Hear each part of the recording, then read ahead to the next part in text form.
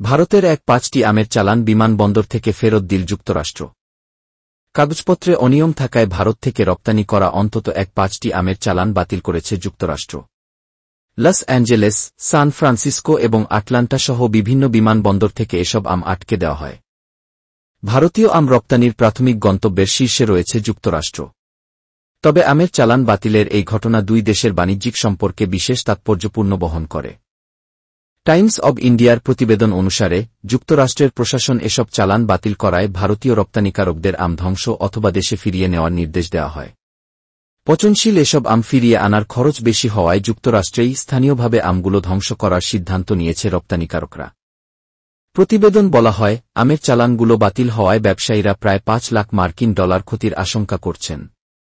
Times of India বলছে, গত ৮ ও ৯ মে ভারতের বাণিজ্যিক রাজধানী খ্যাত মহারাষ্ট্রের মুম্বাই যে আমগুলোতে প্রয়োজনীয় বিকিরণ প্রক্রিয়া সম্পন্ন করা হয়েছিল।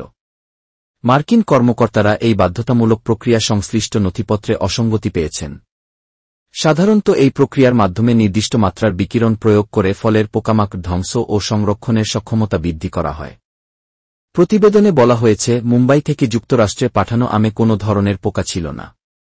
বরং পোকা নিয়ন্ত্রণ সংক্রান্ত কাগজপত্রে প্রশাসনিক ভুলের কারণে এই সমস্যার সৃষ্টি হয়েছে।